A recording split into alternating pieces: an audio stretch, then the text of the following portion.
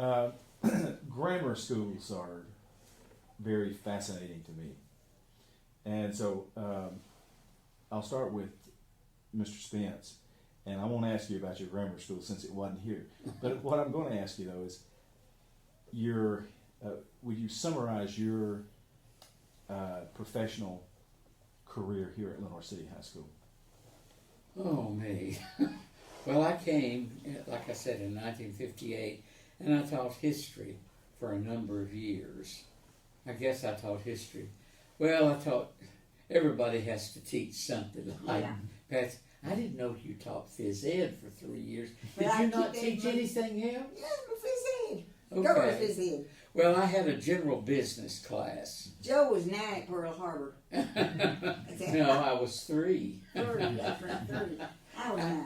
I was, and I had to teach general business, and it was a 6th period, and general business was what they put people in if they didn't have any other place to put them. You were at the bottom of the steps, weren't you? Yeah, so it was, and I taught, when I first came, my classroom was down next to the cafeteria.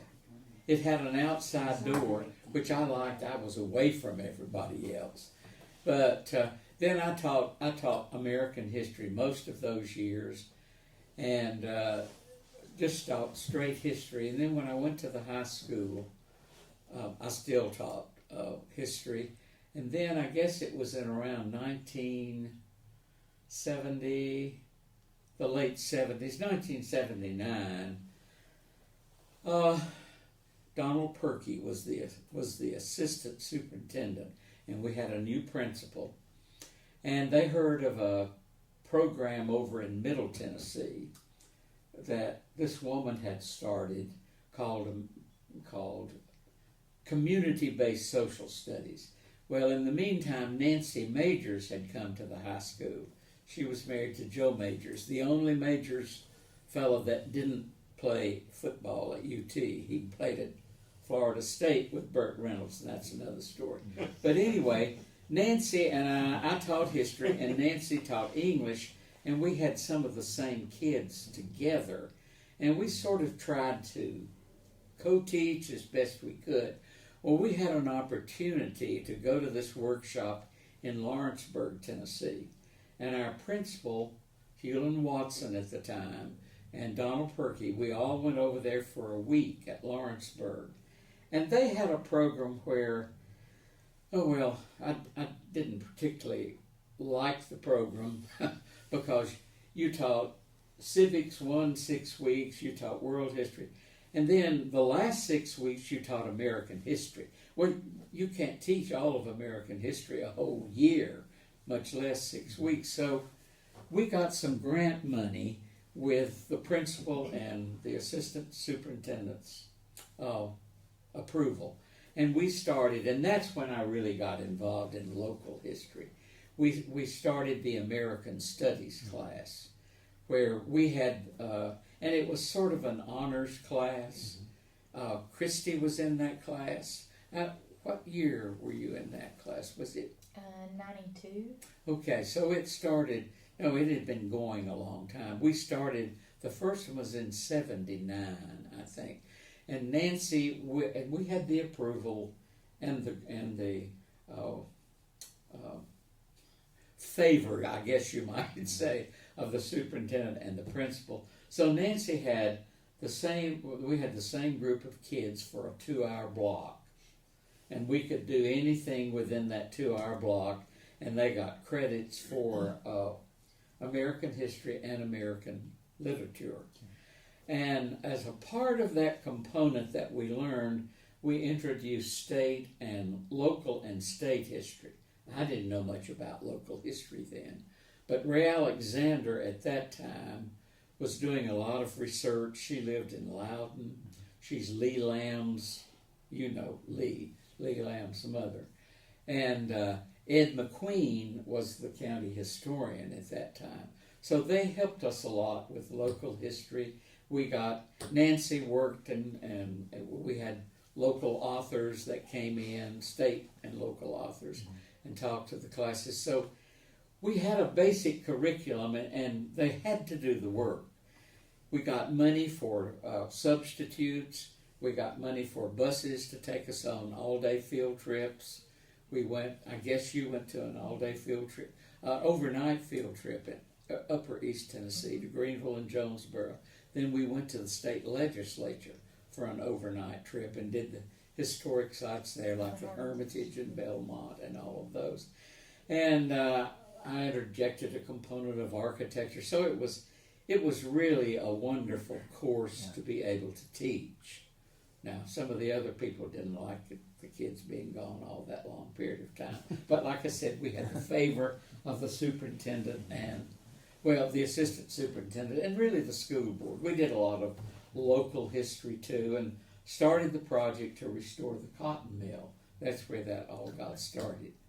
I had Leanne Holland, Elizabeth's youngest daughter, and her Eddie. She's still married to Eddie Spires. They sure are. They were both in that class, and we did a lot of extracurricular activities, and so I taught that until I retired, and it was a great thing. We started. I think the local historical society grew out of that, and then Bo and John? Randy McGill, they asked us to come down and help start the Loudoun County Heritage Association, and that started for the restoration of the Carmichael Inn, and so I think it sort of started a preservation movement and an interest in local history.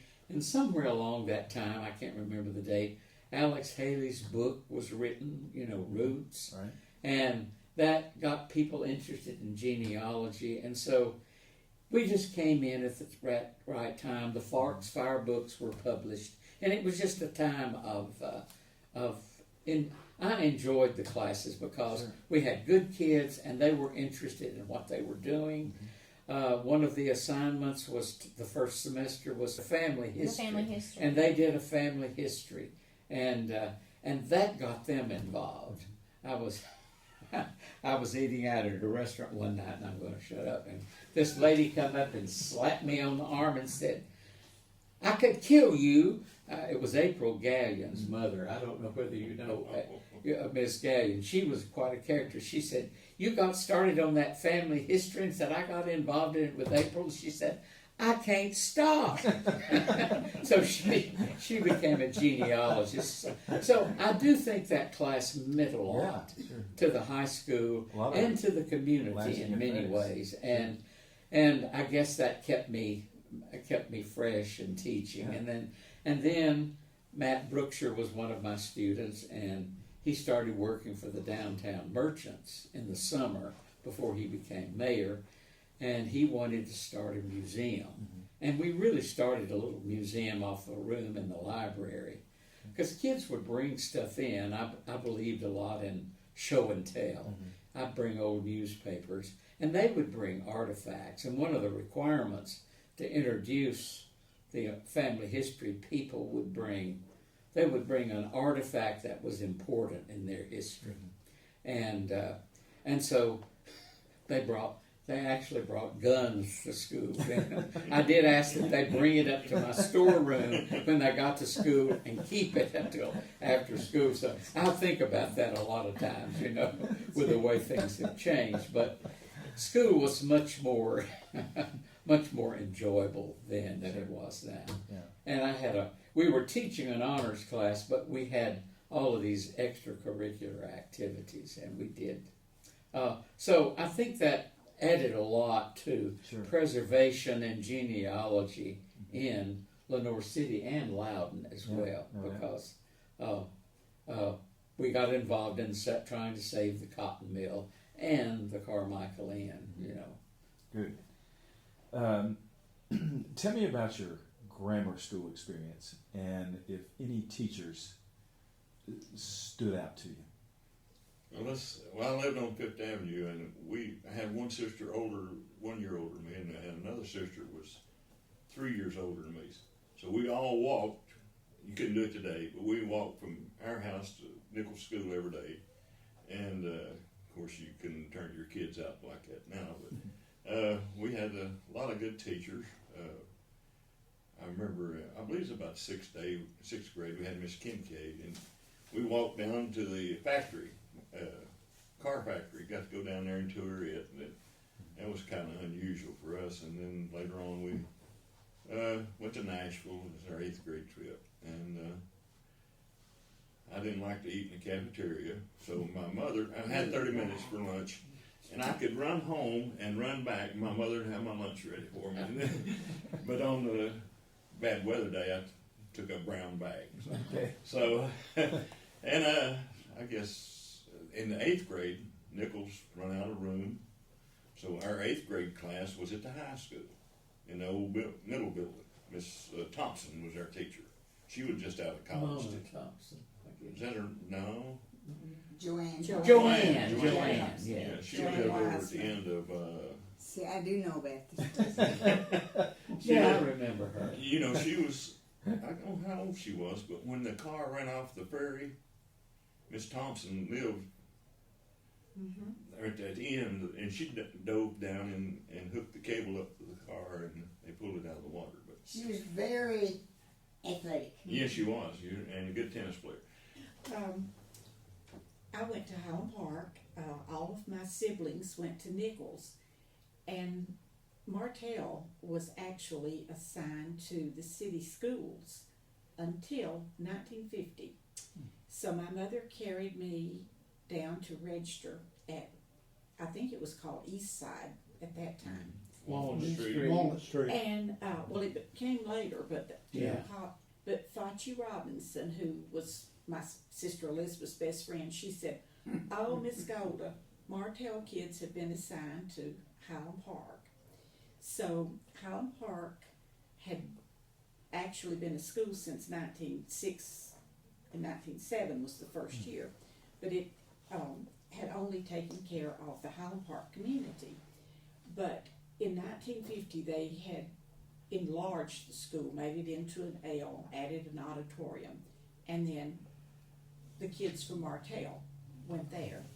So that's where I attended school, and it was wonderful. I had, I guess the most interesting, I loved every teacher I had there, loved them, everyone. But probably the most interesting teacher I had there was when I was in 6th grade. It was a male teacher. Never had I had a male teacher before, and I wasn't really happy about it. Just didn't really know whether I liked that or not. And to make matters worse, we had gotten so large in the 50s with Oak Ridge and Alcoa and TVA that we had so many children, they had to divide our class. So that was two bad things happening. But my 6th grade teacher was Ernest Isbell, and he had been a lawyer, had a law degree, because he had grown up where his father just kind of, this is what you're supposed to do, pushed him in that direction. So he said that one day he was just sitting at his desk and he said, "I never wanted to do this. I wanted to teach school all my life. I'm a grown man. I'm going to go teach school. I'm going back over to UT, and I'm going to get me what I have to teach school." So you'd have to say that's probably the most interesting teacher I had. He stayed there about 2 years and then went with Athens City Schools, I believe. And another interesting teacher I had was Homer Mincy. And I had Homer. He was our 7th grade teacher as well as principal at the same time, meanwhile working on his doctorate at UT. He married Ellery Brazil. Yeah. Okay. So I had two, but every teacher I had was great. They were Homer all was assistant superintendent. He went from there to Oak Ridge. Yeah. Mm-hmm. Yeah. And they He were was, I mean, at Lenoir City, I knew him. He they was are a now nice living fellow. they're now both living and live in Columbus, Ohio. But Highland Park was a little country school, but we're still there. We have about 400 students. We're now a pre-K through 4, but it's still a great school, and I am still. I guess Proud. Mr. Thomas was there. Was Mr. Thomas there? Earl came the year I left, Okay. but I got to know Earl really well. And in the history of Highland Park School, I think we are now only to the 12th principal. So considering it's over 100 years old, Yeah.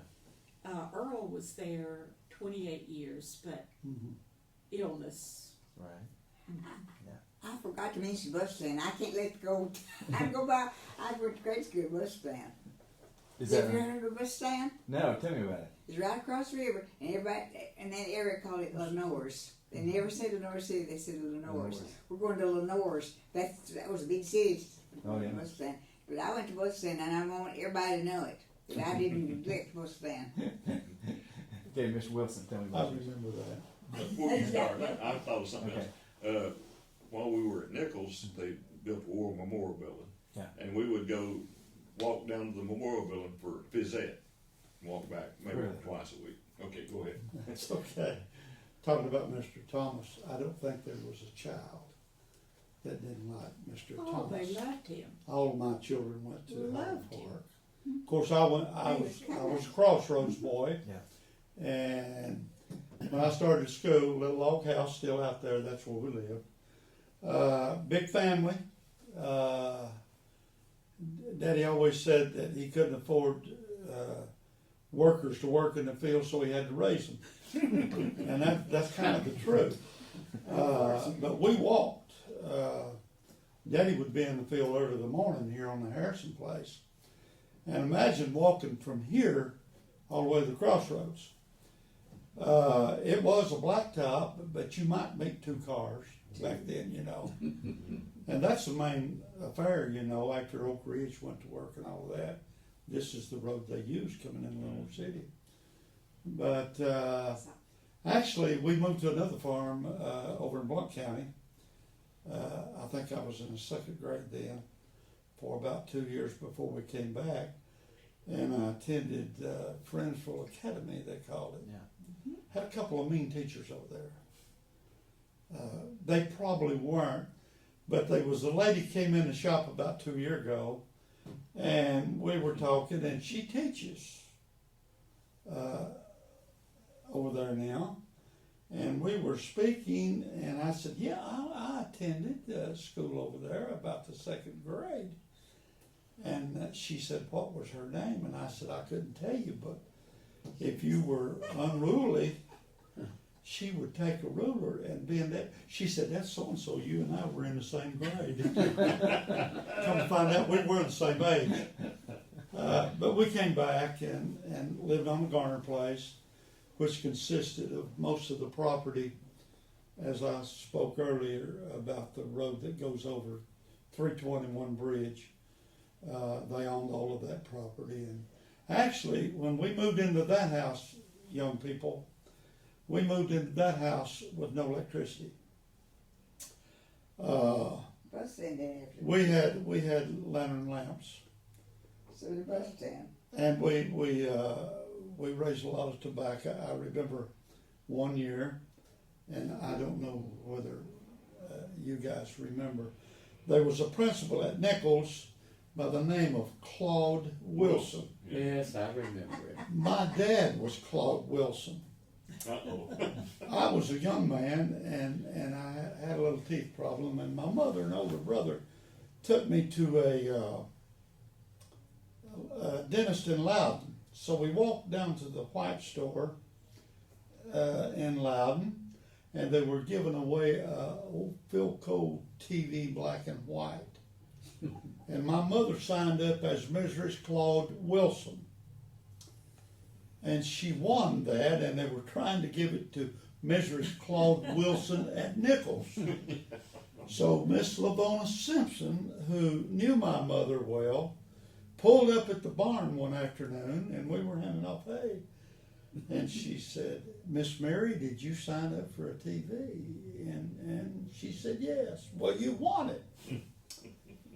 The funny part about all of that is about 8 of us kids sitting around wondering what that thing would do and nothing to plug it into. So, and we had no water in the house. We carried it from a spring. Actually, the spring, the quarry out there right now was sunk and dropped in that quarry out there at the head of Town Creek Road. So we never had a whole lot, but we had a lot of love between us.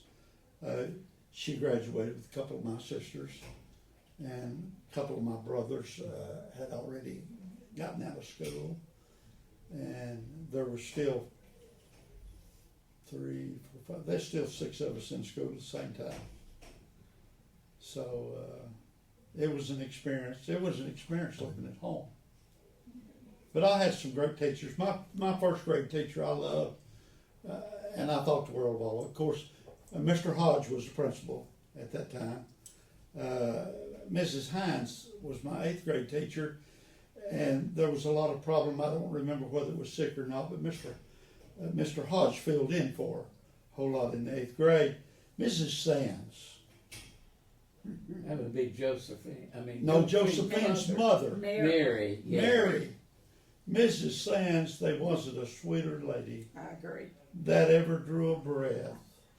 And I think every child she had, whether you were mean, mischievous, easygoing, it didn't matter. You were her baby. You were an angel. Angel, yes, I can was, remember even that though I didn't well. go to school to her at all. Yes. She was an angel. And later on, after my children started getting up, a knock came to the door, and it was her. And of course, you don't have no read for encyclopedia now. But I bought a set from her. It's all on the internet, you know. Oh, Miss Sands sold encyclopedias. She I did. didn't know that. She did. Who was the Mrs. Hines? Was that Winnie Hines? Is it spelled H-E-I-N-S? H-E-I-N-S. I bet that was Winnie. She's buried in the old part of the cemetery. I know her well. She was a special ed teacher at Highland Park, was she not? I have no idea. Now, this would have been... Now, one thing that upset me about Highland Park, of course, I wasn't that bright of a student. I mean, these people here would tell you that. I wasn't either. See, I don't remember I'm that. serious. If I had listened to Mr.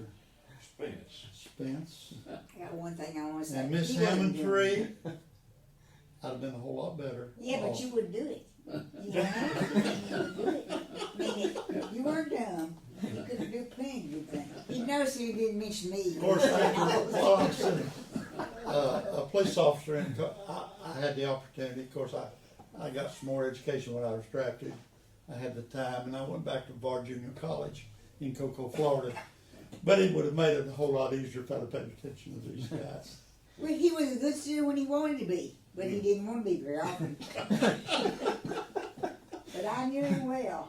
This is Miss Patsy Hammondtree. We hadn't got to introduce her at the opening of it, Yeah. and she talked about going to West End School. What are your memories of West End School? You must be talking Nichols. I didn't go to West End. That's right. She went to Greenback. Oh, you went to Greenback. She I'm went to sorry. Bustletown first. Well, I had Bustletown up through the 6th grade. Okay. And my memories of that is we never had any money. And one thing that stands out, the Baptist church was right across from us. And every time there was a funeral, they dismissed school. And all the students went over to the funeral. I told that to many people. They think that's fun. We're not about half the population. That's going to go over the funeral. Why did they do that? Well, it was just your roads. I don't think between us that they dismissed school. You know, to the My funeral. mother-in-law taught at Bustletown School. I bet she taught after I went. I don't know. She's been up in her age. Well, I made it. I bet I'm the oldest here. I made They called her it. Mary Elizabeth So Harvey. you taught at Lenoir City High School. But I taught Lawrence City for 11 years. Okay. And I had everybody. Okay, tell me, Sophomore English. what do you remember most about teaching at Lenoir City High School? What years were? There was from 50. I taught at Runcan 2 years. I came to Lenoir City. I remember Mr. Booker in an interview, but I remember that very strongly. I thought he didn't like me at all, but I got the job. I guess he needed a English teacher. And what I remember about is that I really liked the students. Most of them liked me too. They enjoyed the class. We had a lot of fun in there. I had both of these two. Didn't I? Have you? Miss you? I had Mary Ellen. Yeah, that's right. She taught me. But one, I was with a class that graduated quicker. They were about as old as parents, and we were at Shoney's. I was meeting with him, and I heard this person talking, and it was him. I recognized his voice, and I said, "I know that Talk about voice." them other students. Like Paul. Thanks. But we have been the best of friends for years. Well, We've known each other a long time now. Yeah, we have. there were good kids at Lenoir City, I Yeah. think. They were. Good When I kids. came, Lenoir City was a very insular community. To be so close to Knoxville, some kids I don't think had ever been to Knoxville. You want me to tell you how things have changed? The time that I spent on the police force in Florida, I was never on a drug call.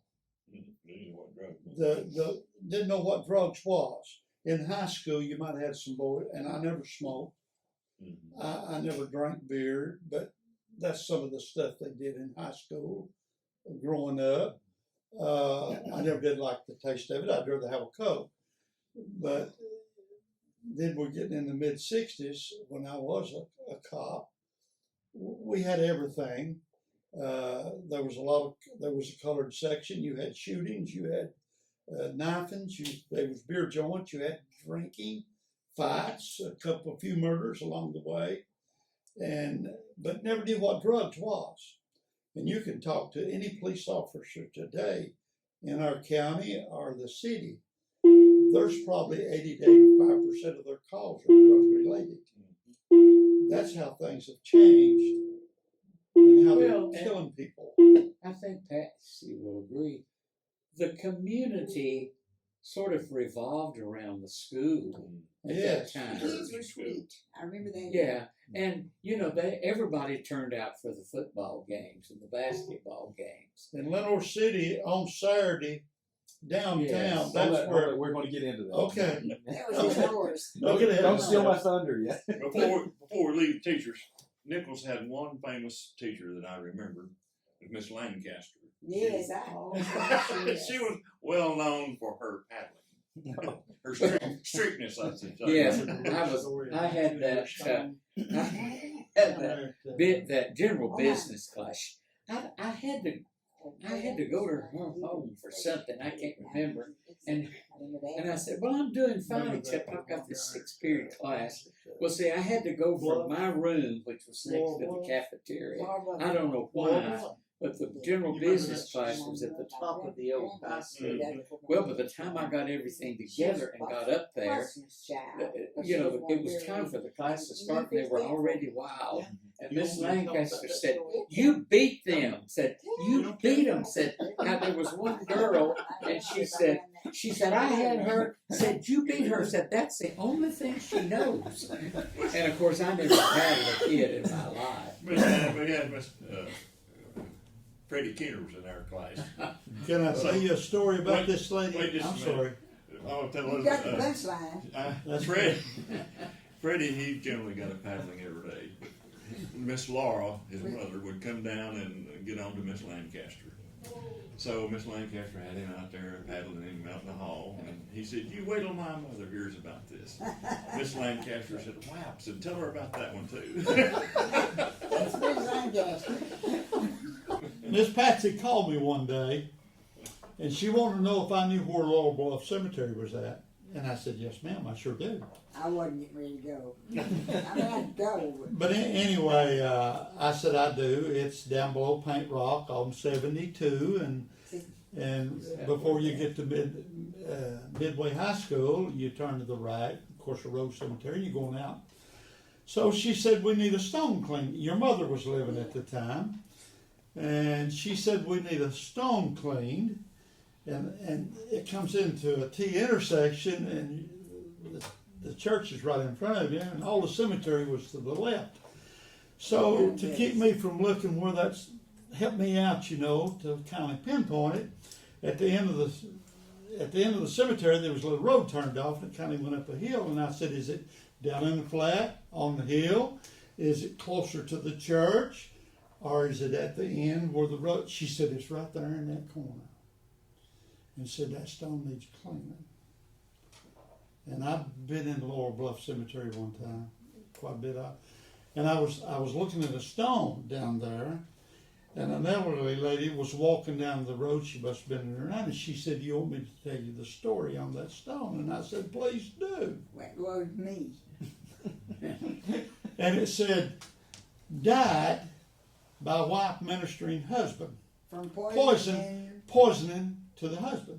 So I said, oh, it's right in that area. She said, that's it. That's my kinfolk. That's not great enough. That's not great enough. So he was the gentleman that That's right. passed away by his wife poisoning. And the granddaddy was just mean enough. He said, I'm putting it on the tombstone. And it's He still on did. the tombstone. He cleaned it. He Well, cleaned it and it shined to good. She was charged, but they never did. I mean, they tried to charge her, but she never was. She didn't suffer any for it. Yeah. But she stood up and said, they're having a rise down there. That's Christ is back. They got to get his poison out of his Yeah. stomach. Now they said something about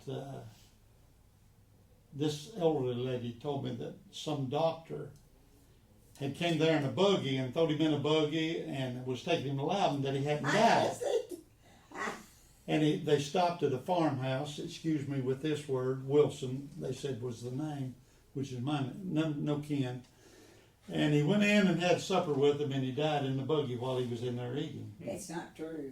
Well, that's what this elderly lady told me. I Yeah. imagine that was stored around, but my aunt was, her great aunt was, she was very religious, but they didn't have divorce at that time. She got rid of him.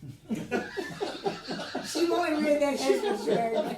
Around what year was that? They were about Cute story. about She was 1906, wanting to Okay. take that stone It's been up and wild. put it in before divorces were easy. museum. thing. I wonder if we got match a it. tombstone rubbing of that. Yeah, we stopped by You got there. a tombstone rubbing it? No, I didn't. We had been to Whitestone Inn, I think, Yeah. and Miss Hammondtree Yeah. wanted. Miss Her mother. Hammondtree, if anybody ever loved me, Miss Hammondtree did, her mother. And so she wanted us to go by there and show me that stone, and I couldn't believe it. You know, But it's Now, there. It's I've still gone there. to I've gone to workshops and I've seen some You interesting can make it there. epitaphs. Yeah. One fellow put on his epitaph, "I told you I was sick." You know, if you find things, Okay, let's get into your downtown memories.